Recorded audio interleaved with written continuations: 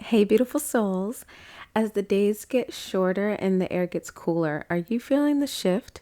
Today, we're diving into how the change in seasons can affect our moods and energy. But don't worry, I've got all the tips to keep your glow shining bright through fall. From staying positive to embracing self care, let's ease into this transition together. So grab your cozy blanket and let's jump into it. Welcome to Black Girl Infinite Allure, the podcast where we embark on a journey to a beautiful life together. I'm Jay Ebony, and as a Black woman navigating the complexities of lifestyle, relationships, and finances, I'm here to share insights, stories, and inspiration. Let's explore, grow, and thrive together. Enjoy the show.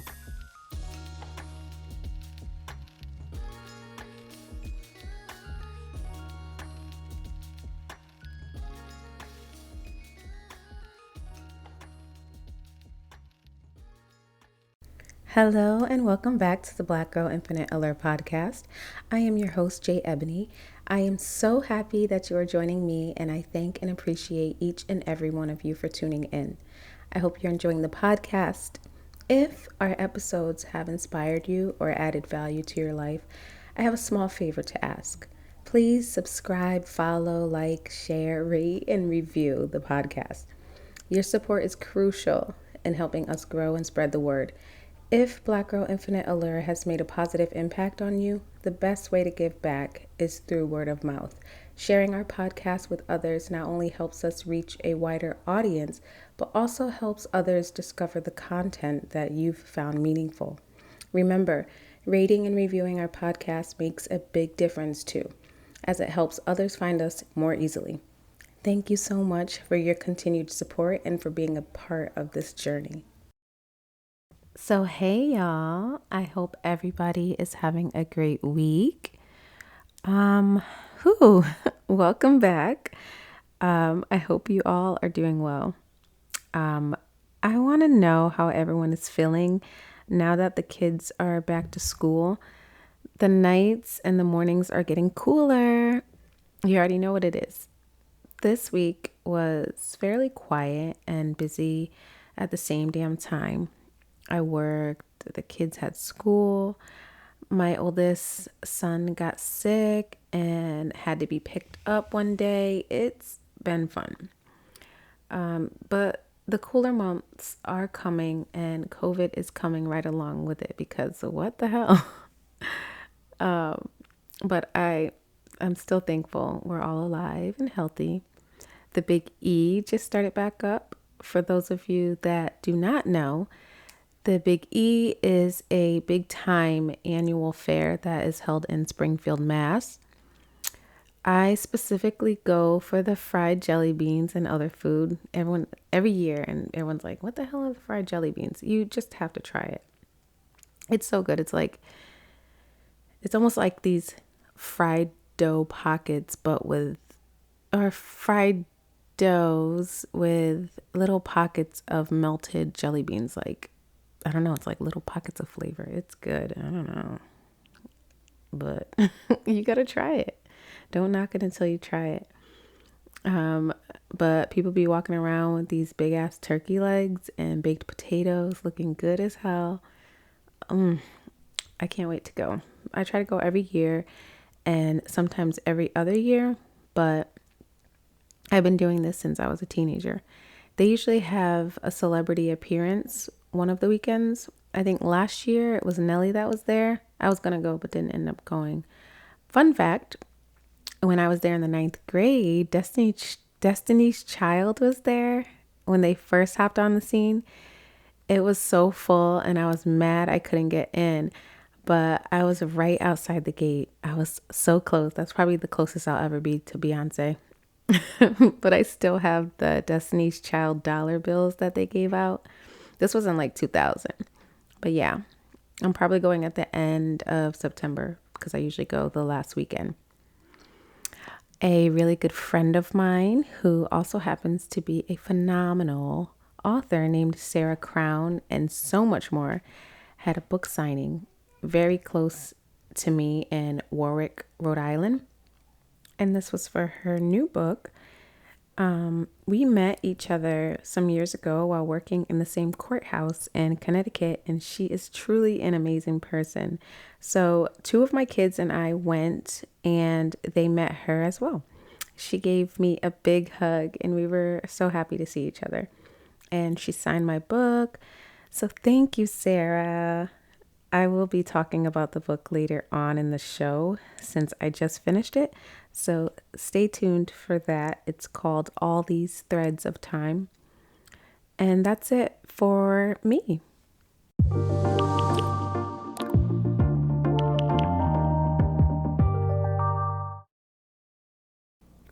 So, since things are finally getting back to normal and slowing down, we got to get ourselves back together too. The weather is starting to change, especially for those of us living in New England. I love this time of the year, the change of the color of the leaves, and it's almost time to take them ACs out the windows. It's not too cold to have to wear a coat because a nice sweater, hoodie, or a cardigan will do just fine. So I love that. It's time for all the cute fall fits, boots, booties, fall baked goods, and cookie flavors are about to be in full effect. Don't talk to me about pumpkin though. I'm not crazy about pumpkin coffee, but I do like other things pumpkin flavored, like glazed donuts, pumpkin pie, etc. I did try one pumpkin syrup last year that I liked in my coffee, and it's my shit now. And I will be using it. It's the Monin pumpkin pie syrup. It's bomb. It's so good, but so it's it's the cinnamon usually in the pumpkin flavored coffees that is too much for me. And I love cinnamon. I just don't understand why I don't like it in my coffee. So I found that pumpkin flavored syrups are very cinnamony and it's just too overpowering for me. But this one tasted good, but a little bit goes a long way. So I can't use too much of it. And it's just perfect. It tastes so good. It's chef's kiss. But the other things I look forward to for fall are apple picking, wine tastings, pumpkin picking, all the apple and pumpkin baked goods to make with the apples and pumpkins, and the hay rides for the kids. There's just not a better fall than a New England fall. Sorry. I mean, ask anybody. But the kids love the hot chocolate and apple cider and the apple cider donuts that are usually at fairs and stuff like that. Oh my God, it's so good. So I can't wait. Got my daughter Victoria's birthday at the end of September. And then one of our favorite holidays, Halloween, is coming. So I just picture aesthetically pleasing sceneries, smells, and foods. Oh, the sofa naps with cozy blankets I will be taking. The mornings will begin to be darker and it'll start getting darker earlier. The feeling is just indescribable. And remember, as we move on into fall or autumn, we're also inching toward the winter months. So, what feelings come up for you when the seasons start changing to fall? And now that we've discussed all the lovely thoughts and feelings that come up with fall and seasons changing, what are some of the not so good feelings that come up for us? There are a range of negative feelings and challenges that come along with the changes in weather, routine, and daylight. So let's focus on some of them. The first one is SAD, aka Seasonal Affective Disorder. That SAD is no mistake. It's crazy. So, seasonal affective disorder is when the sunlight is reduced and it causes a form of depression. It's because SAD affects energy, mood, and sleep patterns. So, this makes so much sense because, same. I think about how when it starts getting darker earlier and colder, I feel like I have less energy. Like, I don't want to do nothing but lay in bed and watch movies, shows, and eat until April Fools. No, for real. But I literally don't want to do anything. And it's straight home from work, Do not stop. Do not pass go. Go straight the fuck home. If I'm going to the gym, that's over till summer. So sleep goes crazy too. Then, I want to be sad and depressed because I don't have, I don't want to do anything. Like, yeah, sad. Okay. Call it the fall blues. Next, we have decreased motivation and energy levels. Okay, this ties into the sad thing. So, you'll experience lack of desire to do things and you'll feel fatigue. These feelings are actually caused by the colder weather and shorter days.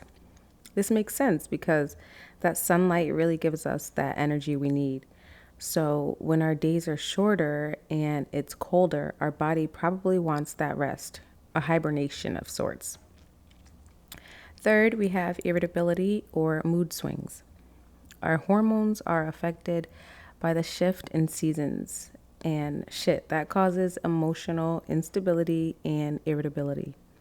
So, most of us can't even afford to be any more emotional, unstable, or irritable. Some of us are just one assault charge away from some jail time. Let me stop. So, I'm going to need those of you to focus very carefully for the tips that we'll be talking about here shortly. But for real, seriously, my emotions will sometimes feel as though they're changing a lot on certain days throughout the fall time, heavily depending on the weather. So, I get it.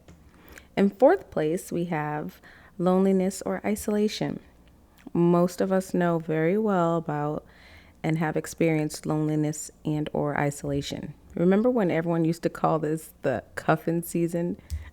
I don't hear that anymore. That's weird. But as it starts to get colder, most of the outside activities have stopped or at least slowed down drastically. So we start feeling isolated, especially in colder climates. Let's not talk about this New England weather. Fall ends real quick and in comes winter to steal our hopes and dreams. When it becomes harder to socialize outside, we are sad. You hear me? So, number five is stress or anxiety. With all the seasons changing, my routines start changing because we've just come off the heels of my youngest son, Makai's birthday, my man's birthday, school shopping, and back to school. But then my kid's schedule changes, and I have to deal with three different schools and leave work early on my in office days to pick up my daughter from school.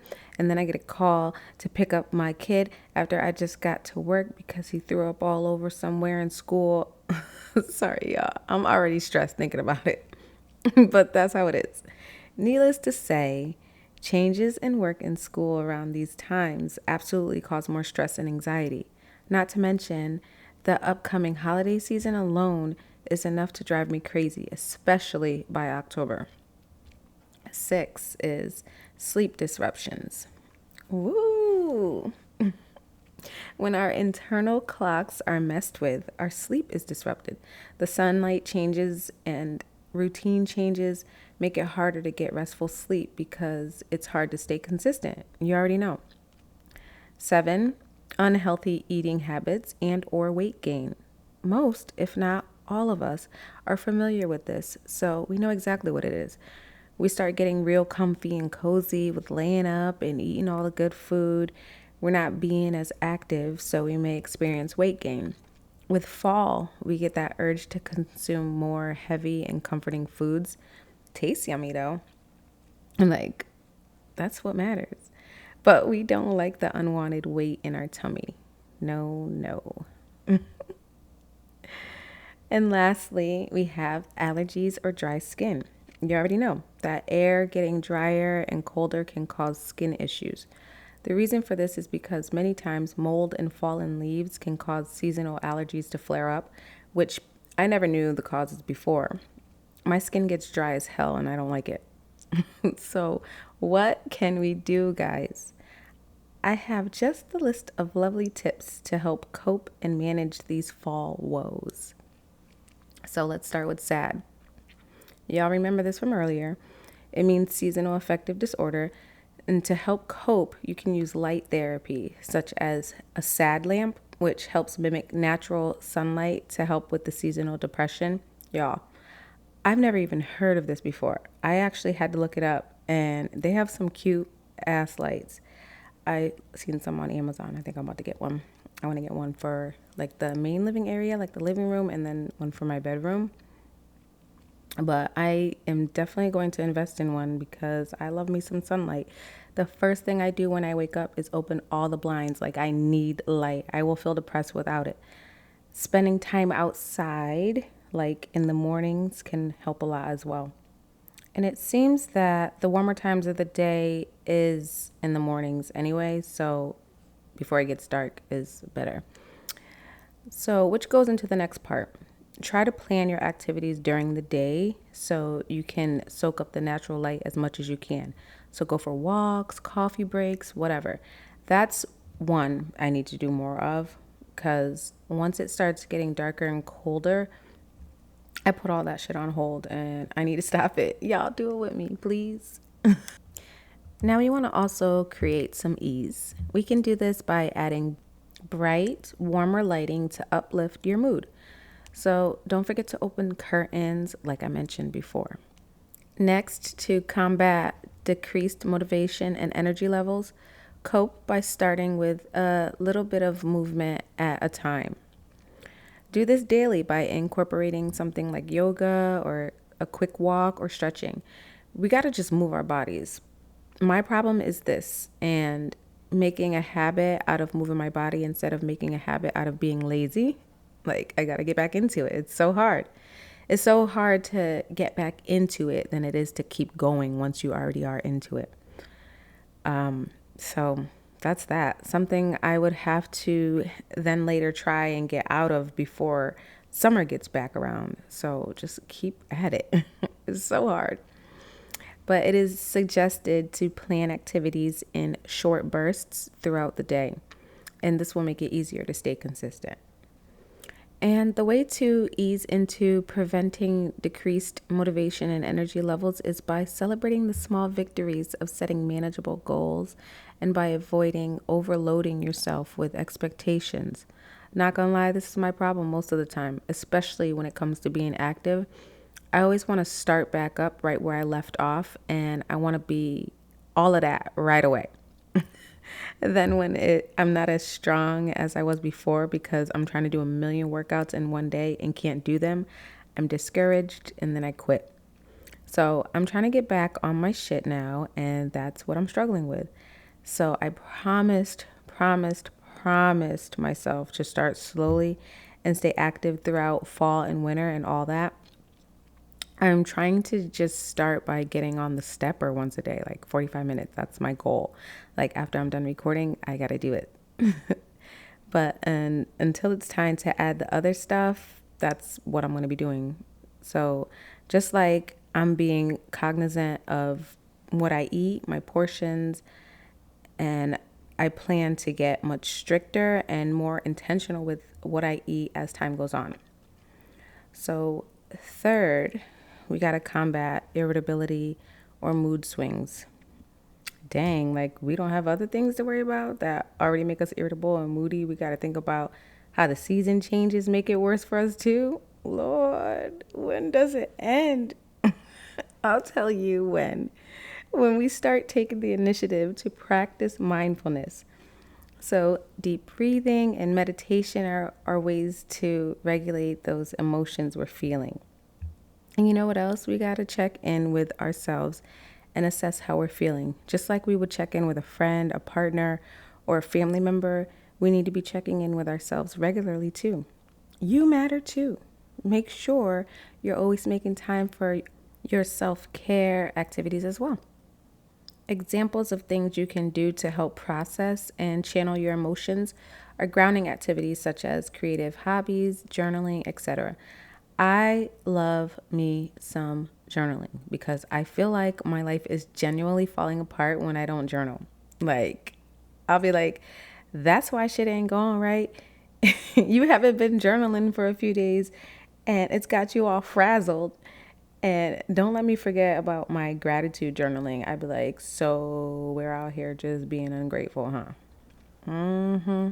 Now let's talk about battling the loneliness and isolation.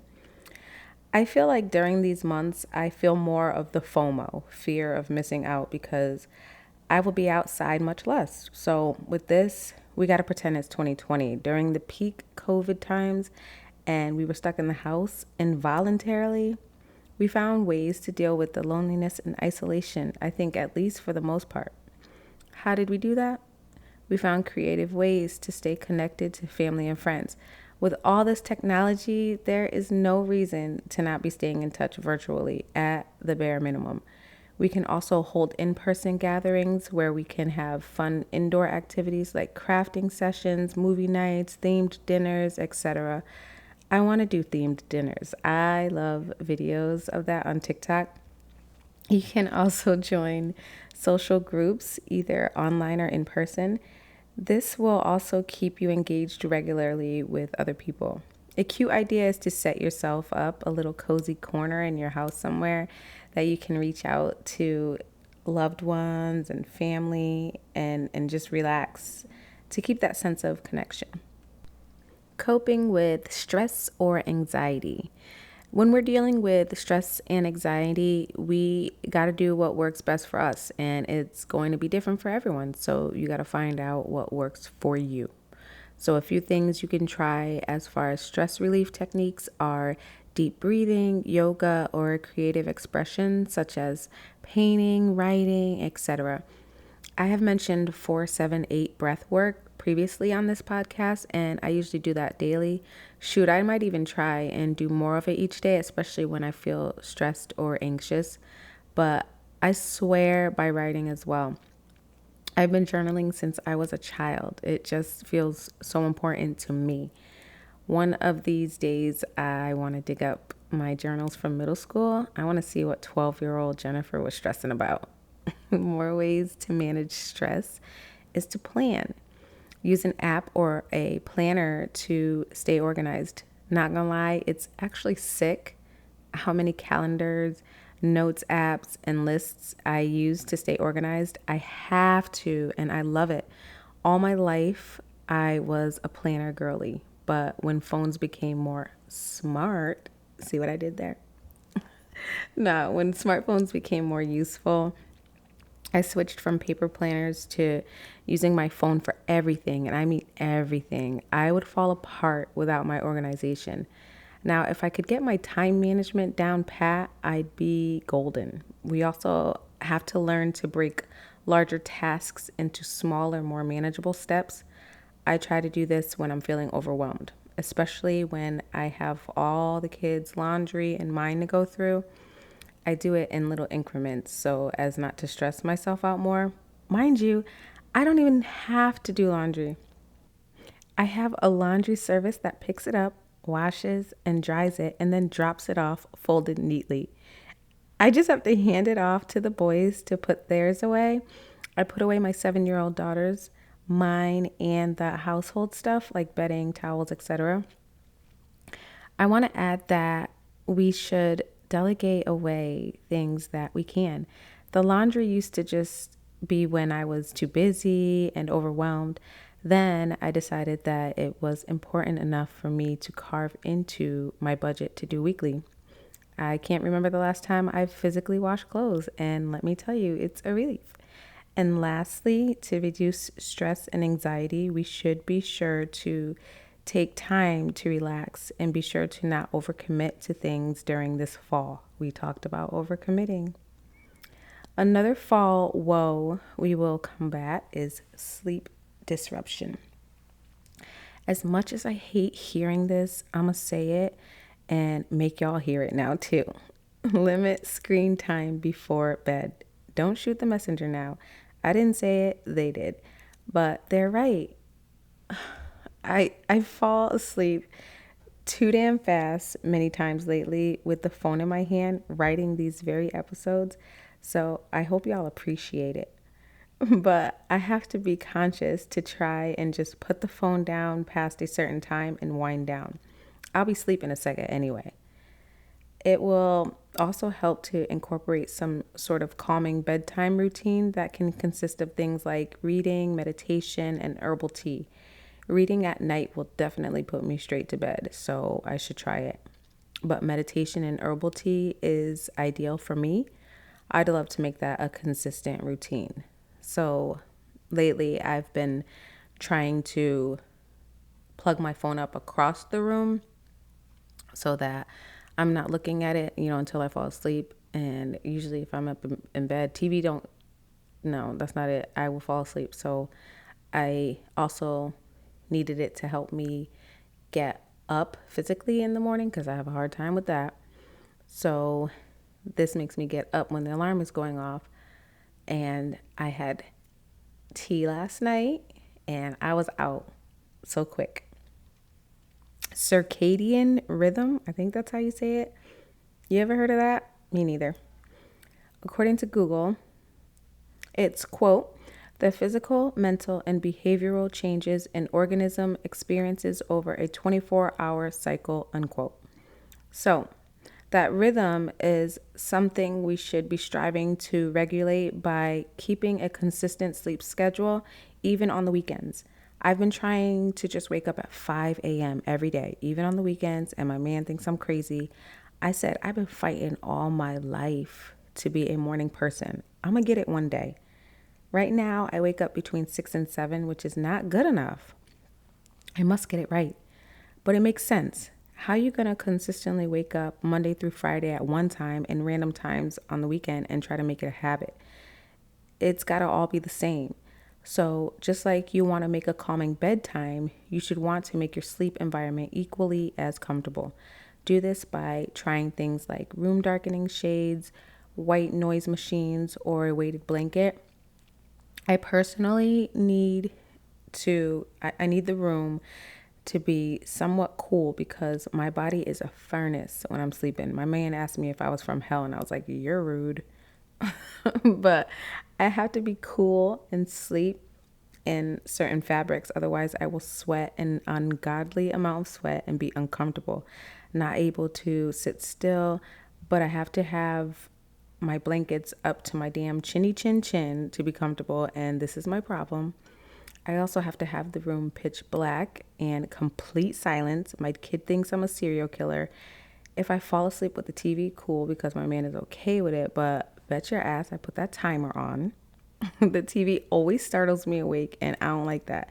So bottom line is, do what makes you comfortable.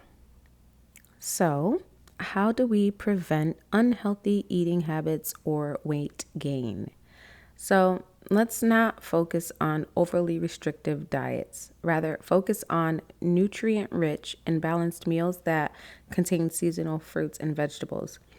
I've been trying to do this with my latest food shopping trips. Instead of picking the same rotation of fruits, I search for ones that are in season to switch it up and try different fruits. I delegate a lot of my grocery shopping out too to save time. Traffic in Providence is no joke, and I don't have the time or patience, so most of the time I have my groceries delivered. I literally search seasonal fruits, vegetables, and other stuff.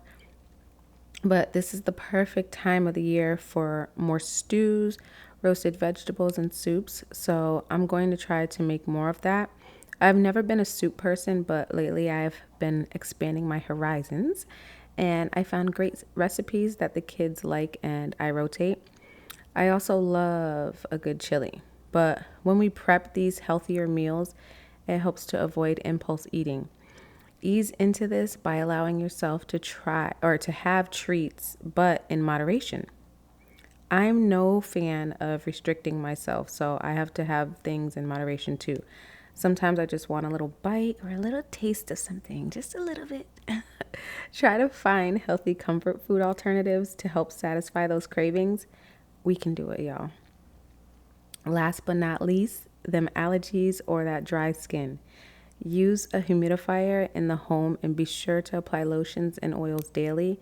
If you have sensitive skin, please make sure to stock up on products for sensitive skin. But regardless, we all need to be sure we are creating a solid skincare routine for those colder months to come. I've noticed that in Winter months, I cannot skip a gentle exfoliation or many days without applying some kind of oil to my face. I'll get a tiny patch of dry skin in the same spot on my face if I'm not on point. For my body, I always put baby oil gel on after my lotion, especially on my feet.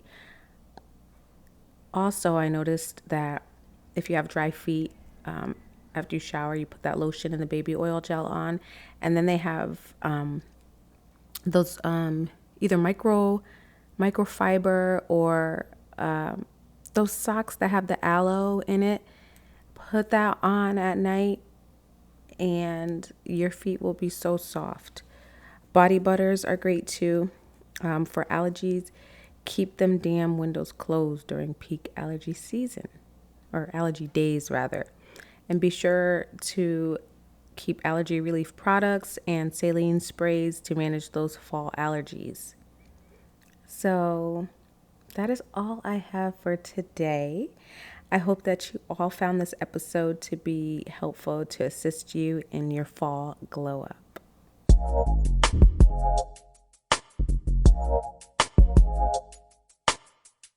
So this is the segment where I talk about what I'm reading. And like mentioned earlier in the podcast, I just got done reading the book All These Threads of Time by Sarah Crown.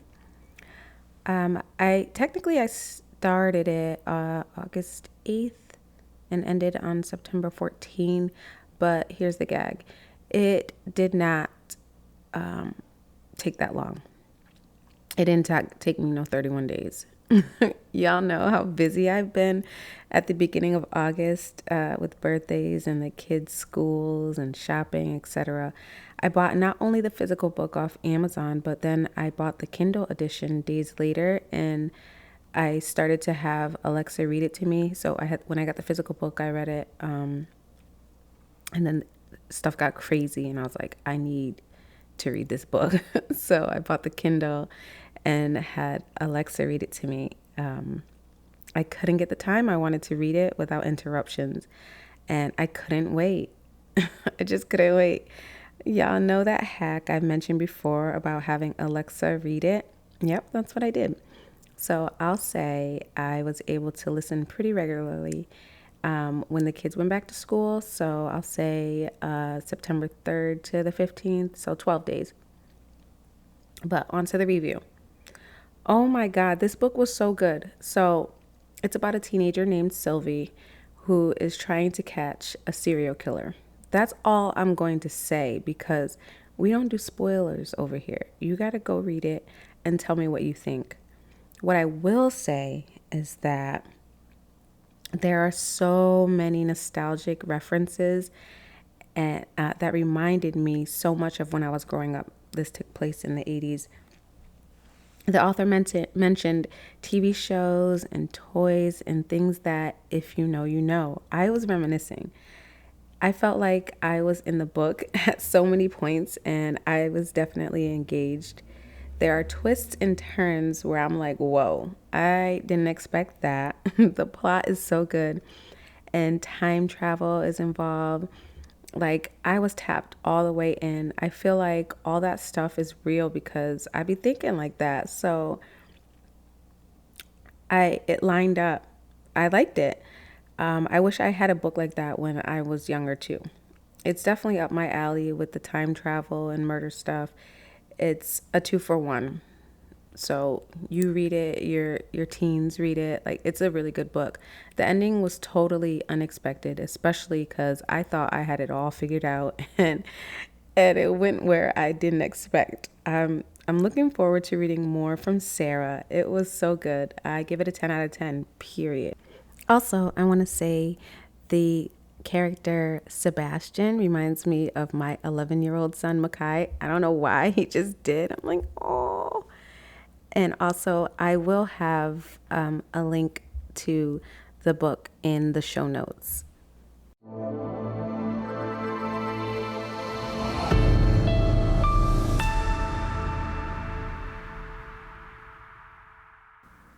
So, what's going on, y'all? I don't know. You tell me. These Trump and Kamala debates are getting weird.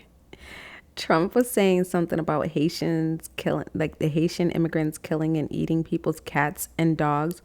Lord, I don't know what the fuck is going on. I don't really watch the debates, but I see clips. Shit's getting weird. And we cannot be the new adults, because why did they make a mix, like a song out of it? They're eating the cats, they're eating the dogs all over TikTok. People made up dance and everything. Like, we cannot be for real. We take nothing serious. And it's hilarious. I fucking love it. And then why are they saying that there was a second assassination attempt rather? So he's golfing somewhere in Florida, I think it was, and they heard gunshots somewhere, and so now they're saying that was another assassination attempt. I'm like, what in the actual fuck is going on? I don't know. In other news, a young man named Javion McKee, 21 years old, from Chicago, Illinois, was found hanging from a tree in Henderson, North Carolina. He was a truck driver, and this lynching is getting no coverage hardly, but I think that's changed over the past few days because it's been blowing up on TikTok, thanks to you and everyone else, and I sharing everything. His family and many people are striving to spread awareness and get answers. The police are saying that he did this to himself, which we know is not true. I feel for his family. Rest in peace to Javion McKee. And I pray that he gets the justice that he deserves. So it is time for the Infinite Alert tip of the day. And that is: embrace the change in seasons by setting small, intentional goals for your well-being. Whether it's incorporating a new self-care ritual or simply taking a few minutes each day to connect with nature, these small steps can make a big difference in maintaining your positive glow through the fall. Okay? So as always, take care of yourself. That's all we have for today.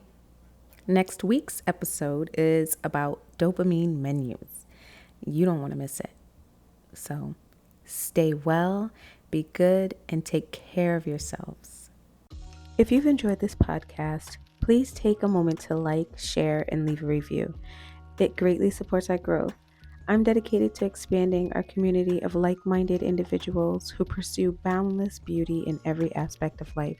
Take care, and let's keep reaching for infinite alert together. Until next time.